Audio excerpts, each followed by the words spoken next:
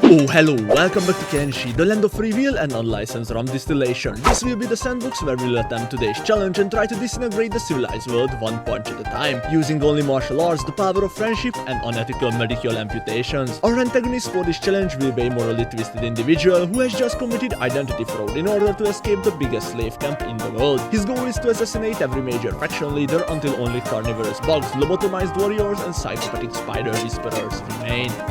But the question is, will we be able to succeed and plunge the world into utter chaos, or will our conquest be curved stomped into the ground by 50 highly armored samurais or paladins? Well, there's only one way to find out. Our story starts with a friendly face if you have watched my previous video. Our boy Slenderman here has spent the past 140 days AFK training and rebirth, and now that he's a free man, he's ready to start his revenge on the society who put him through this misery. But before we can do any level of pest control, we must get stronger. So there is no time to waste, let's get moving towards our first destination, the Tower of Abuse. While our boy dashes through the landscape at Mach 50, let me catch you up on the story. Our friend Slenderman here was known as Big John before he got forced into slavery. While doing unpaid labor, John met a tiny hiver named Little Tim, and the two swore in each other's life that they will help each other escape. But after Tim escaped, John felt left behind without any help. So he took his destiny into his own hands. After managing to break free on his own from the slave camp, he heard rumors about the tiny bugman decimating it a couple of weeks later. This was the spark that lit John's ambition back on fire. If Tim is still out there, he will answer the flare we are about to set off. Okay, flashback over. I hope you're all caught up with the story and why we are doing this, because we have arrived at the Tower of Abuse. After running past the armies of trolls patrolling the area, we hop into a cage next to our new companion. We lockpick our way out of the cages and continue the journey towards towards Flats Lagoon. When I say together, I mean John, Agnew and around a dozen scrap buckets with the intention of rebuilding our skeletal structure from the ground up. Unluckily, we were just not fast enough to outrun them, but after getting squished into a Michelin star level pancake, our psychotic duo gets left in the dust. And after a quick recovery and healing session, we get back on our feet and arrive in Flats Lagoon, where I part ways with my stolen saber, in order to be able to afford medical bills and a good night. With all of my joints popped back into place, the duo was ready to embark on a journey into the Ashlands, but they would be going separate ways. John's destination will be the palace housing the most powerful figure of the land, Cat-Lon's exile, while Agnew's finish line was drawn at the Skin Bandits HQ. Thanks to Slenderman's high stealth and athletic skill, he was easily able to reach Cat-Lon's palace, but Agnew was not so fortunate. After looking at a band of southern hivers a little too nonchalantly, he experienced firsthand how it feels to get circumcised by a rusty spear. Luckily, he has balls of steel and was able to patch himself together and make it into the Skin Bandit HQ in one piece, where he would spend the next 27 hours posing ominously in a doorway like an oversized coat on a hanging rack at 3 AM. While Agnew is waiting for Savant to take a nap, John arrives at Cat-Lon's palace, and after safe bugging the shit out of his AI, we were able to practice tactical anesthesia on his skull without getting judgment cutted into a million pieces. By the way, if you want to see the training material for this video, I linked it in the description. Anyway, Cat-Lon was more zoned out than me on an 8 AM business low class, so we grabbed his body and ran all the way back to Flats Lagoon. While Slenderman was running through highly toxic gases in the Ashlands with Cat-Lon's body, Savant finally decided it was time for bed. So Agnew picked him up, stripped him down to his underwear, stole the human transformation bible from his back pocket, and off he went to bring to cash in the 80k bounty for Savant's body. While he does that, John arrives back into Flats Lagoon, where he lobotomizes Cat-Lon. If you get the surgical timing right, you can yank out Cat-Lon's AI core and CPU unit without actually killing him, and after putting him back to sleep, we can sell his innards for a good chunk of cats and start making our way into Black Desert City, where I get reminded why I don't like playing as human characters in Kenshi. What do you mean your legs are melting of you to acid rain? Come on, grow some balls and suck it up like a real man.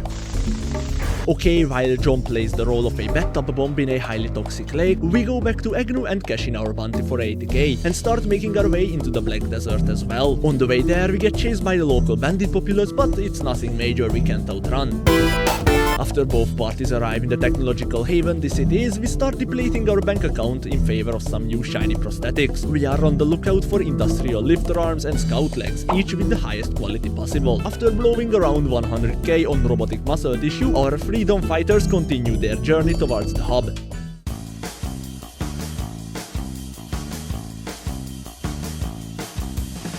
where Slenderman talks to the Shinobi Thieves in order to get a new identity as Dalton with a physique to match. This was necessary in order to stay low for just a little longer and not get recognized by the guards while we cross Holy Nation land. After this quick plastic surgery, Dalton goes back to Squin and stocks up on building supplies and a rusted junk plunge. You will soon understand why we need all of this, but for now just trust the process. Next up is a high village to the north where we get 2 prototype quality hiver arms and 1 hiver leg. Then off we go to the local bar to buy a rusted junk katana. After all this collecting, we make one final pit stop in Mongrel to stock up on food and check the robotic shop for better lifter arms and legs. No luck on the leg department, but I was able to upgrade one of my lifter arms to masterwork rarity. And now that I had all the pieces, I've made my way into Florida, aka the floodlands. But in order to get there, we had to cross desert landscapes with gigantic dead monstrosities.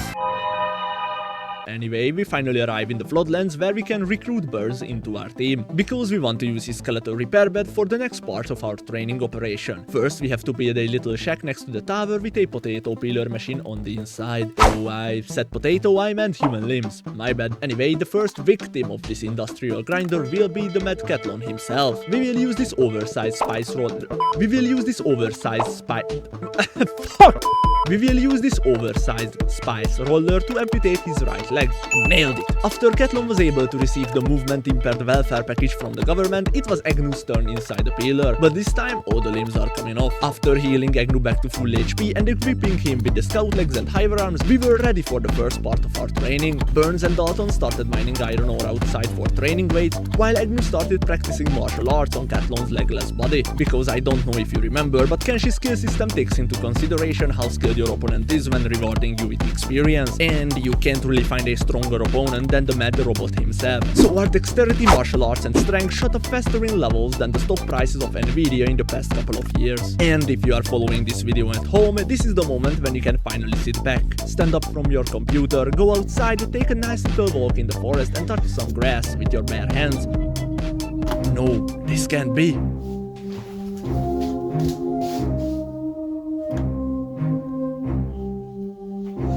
Well, fuck. When our stats finally reach the high 90s range, we can move on to training the next one on the list.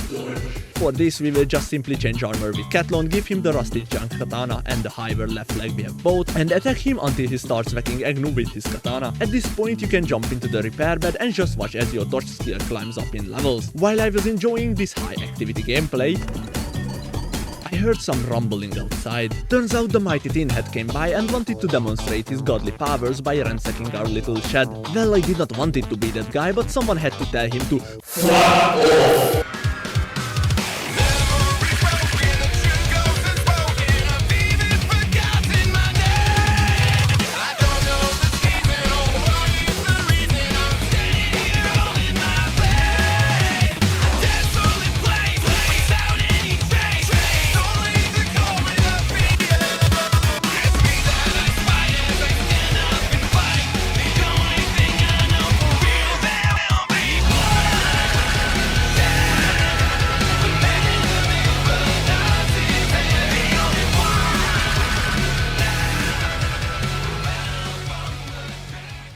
Okay, fun's over, back to training dodge. While Agnew trained his dodge skill till level 95, I have sent Dalton into World's End to get more food for him, and also finished writing my thesis because they don't accept I was committing war crimes on sentient robots as an excuse. Bummer, I know. Anyway, when Dalton got back, I put Burns into the peeler, healed him back up as well, and gave him the training gear Agnew used. Yeah, we can't just have a single martial artist murdered on under our command. We need at least 2, because having the illusion of choice on who I send in to steal your organs keeps my doubts about the morality of my doings off the radar. Anyway, while Burns trained in all the skills Agnew mastered yesterday, Dalton went and looked for the best armor merchant in the land, the Armor King. After finally finding him inside a riverbed, I bought 2 special grade dust coats for our martial artist and a full set of samurai armor for our VIP. When Dalton got back to the tower, Burns finally finished his training and it was our man's turn to put some points into self-defense. But his meaty body was not suited for the same power leveling exploit we used for the robots. So we have to settle with training heavy weapons and strength while Burns goes to Mongrel and buys a Masterwork Samurai chestplate, 2 samurai cloth pants and better prosthetics. And I actually forgot to record this part, but I did this journey twice, so you get the same footage but with different narrative. survived. Only exception this time that I stole some of the limbs from the robotic shops to cover our finances. Then I went back to the tower and put together the most effective weight loss routine for Dalton I've ever seen, but not for the reason most people would consider acceptable. Look, I have a confession to make. I spent all my money on gifting a mentally unstable girl Twitch subs in the hopes of having wet dreams about her choking me to death, when I could have gotten 55 milligrams of Benadryl and mixed it into my drinking water for the same effect. Luckily, after all of this, I had just enough money in my bank account for a 50 kg capacity towing cable. So that's the desired weight we are looking for during this extreme diet. Just kidding, this is only the cover story I keep telling to the local newspaper so they don't start an investigation on my human limbs collection. Anyway, back to our usual program. After I chopped off Dalton's arms and legs, I looked at the map and found Agnew stuck underwater. And no matter how hard I tried, I could not get him unstuck. So it was time for some troubleshooting. Reloaded the autosave from 10 minutes ago. No luck, Agnew is still stuck. Try reloading the save with reset squad positions. Oh, this teleported all of my characters from the previous video into the floodlands. Fuck! Try reloading a save from an hour earlier. Finally, Agnew is back in Burns Tower. Only problem, we just lost an hour worth of progress. Usually a sane person would give up here and uninstall the game, but I'm not a sane person by any means, and the idea of total chaos kept me going. After getting the limbs for Dalton again and peeling his old ones off, he was ready to train some strength on Cat-Lon as well. And watching a mechanically modified man beat a defenseless robot to death with his steel fist somehow still fills me with a kind of joy I never knew I needed. Man, committing war crimes in-game is fun, but every good thing must come to an end at some point, and after training Dalton's melee defense and attack to an acceptable level, we leave Cat-Lon in his hospital bed and start making our way over to the anti-slavers, so we could finally start our crusade on the civilized world. But on the way there, I made a quick stop in Black Desert City and upgraded nearly all of my limbs to masterwork quality. Then it was time to meet with the legend of martial arts himself, Tin. He's the leader of the anti-slavers, and after joining the faction, I got information about the whereabouts of the most powerful lords of the United Cities. But before I started the hunt, Agnew had a score to settle. Southern Hive, get ready, because you are about to get a taste of this knuckle sandwich.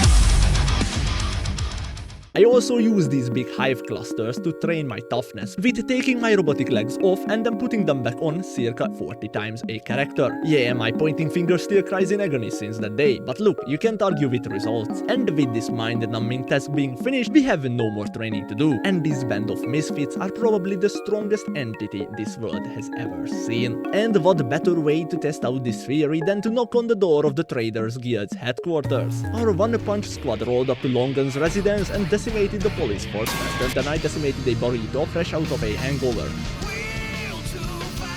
In just 2 minutes, Hank was ours, but this was only the beginning. Next stop, the slave force on the north. I have started with slave master Vada. She did not pose any challenge whatsoever, so for Lady Kana, I wanted to give myself a little restriction. Only Agnew would go in. In hindsight, I should have seen that this would make no difference whatsoever, but look, I was optimistic. Okay, I might have gone a little overboard with the power leveling, whatever, not like I can change it now. With all 3 of my trophies collected, I started making my way back to Spring for one final check with Team Fist. Be it alive or a corpse sworn by 1,000 flies, Longan's and Kana's body was enough for the anti-slavers to trust us with all their secrets. So no one questioned it when I rigged a thermonuclear bomb above the doorframe, which detonates the moment someone closes it a bit too hard. Let this be a life lesson to all of you. War never changes. Anyway, after this little prank, it was rampage time. First stop was Brink, where I imprinted a steel fist-sized hole on Lady Tsugi's torso. Then the next stop was the Aisakit slave mines, where I killed everyone on sight, and left exactly one guy behind locked in a cage, so he can pass on the legacy of my horrific deeds. Next one on the list was slave mistress Ren running the slave farms in Hang. One decapitation, one less problem, and a whole lot more famine for the world. The same treatment waited for slave master Ruben in the South Stone Camp. These places were good practice rounds, but now we can get a taste for the real deal. Stout, home of Lord Diniba, a highly guarded city. Too bad samurai armor is useless against a man whose fists can deliver the same amount of kinetic energy in every punch as an anti-material rifle. So about 50 dead samurais later, Stout falls to the hands of our freedom squad and on we go to show the die. As much as I like this place with the local morbidly obese alcoholic, Lord Nagata simply can't stay alive, so go gadget power fist. Truly a magnificent fighting technique. Next city, but Lady Sanda's home. After Tengu's throne room, this place has the highest ranking samurais. Too bad they are still only one punch away from meeting God, because after exactly 55 seconds, everyone in the noble house had a combined pulse rate of 1 considering grounding errors. A new personal best. And onward I went towards Heft where Emperor Tengu and Lord Ota reside, when a message caught my attention. The strongest assault team in the game is now moving towards Little Tim's humble abode under the leadership of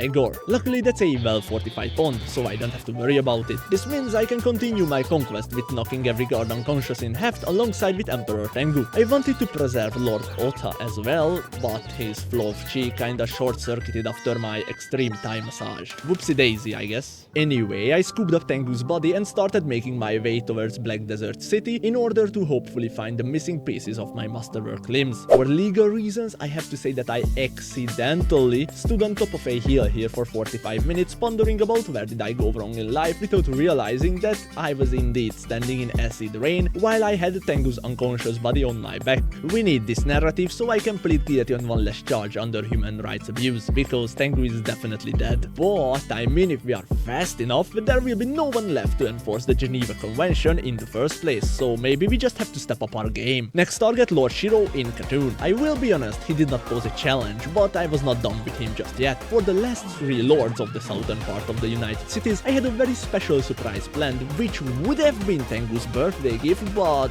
he can't receive it for obvious reasons. So these guys have to do. Next up, I beat up the slave masters in the southern slave market, grabbed their bodies and dropped them off in the middle of the swamp, swarming with flesh-eating blood spiders. After this, it was time to liquidate the southern slave farm's leader, Mistress Grace, but I accidentally wandered into the wrong outpost and beat the manhunters to death instead. Whoops. Anyway, Grace was not a challenge as well, and with her and Shiro's body, we marched towards Drifter's Last. I took a quick stop in Cloudsteady to check how the town has fallen into ruins, and what can I say, a white tear ran down my leg when I saw all the chaos encumbering the city. With my happiness levels being on an all-time high, I stormed Drifter's Last and kidnapped Lady Marine as well, and took all 3 of these nobles into the grid, where I lived out my power fantasies from the Hunger Games and let the rich compete in an all-out war for food against the big things. Let's just say they did not last long. Finally, inner peace. Just kidding, there is still a faction of religious maniacs left on the chopping board. So after watching the bourgeois get eaten up by a pack of giraffes, I took a beauty sleep in screen and prepared for my final assault. Tomorrow, the Holy Nation is going down. I started my crusade on Stack, the hometown of High Inquisitor Seda. His paladins and nobles put up a decent fight, but in the end they were no match against our squad of undiagnosed sociopaths. After this I turned in Seda's bounty in Bat Thief for a nice 40k cat. Honestly, I did not need the bounty money, I just wanted his body gone, because we will acquire another High Inquisitor soon after this. Because our next stop is Okran Shield, where High Inquisitor Valtena resides. And let me tell you, this place turned into an absolute bloodbath in no time.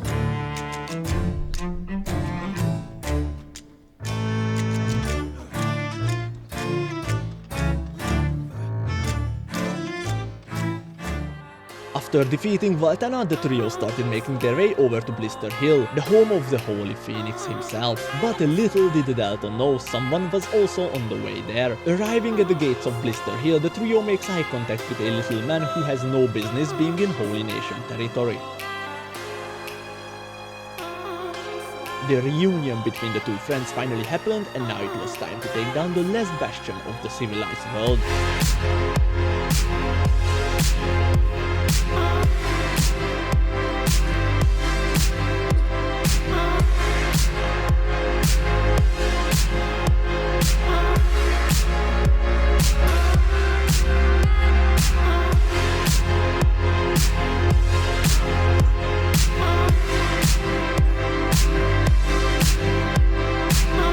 Agnew and Burns single-handedly took down about 50 high-ranking paladins alongside with the Holy Lord himself, while Dalton and Tim cleared the outer skirts of the town. And after the dust has settled, the squad emerged victoriously from the rubble. High Inquisitor Valtana was handed over to Tim with the company of Agnew and Burns, and they started making their way back to Paradise, where they would organize an all-out cage fight between the leaders of the Holy Nation and United Cities armies.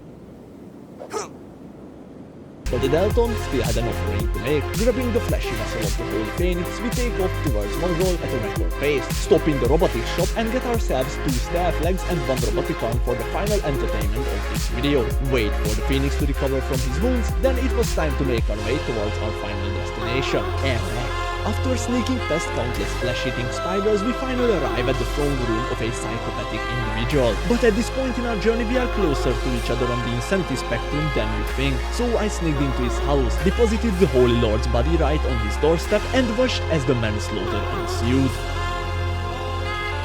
If you have enjoyed this Kenshi video, please subscribe and drop a like, and maybe watch the other stuff showing on the screen. You won't regret it, I promise. Okay, bye.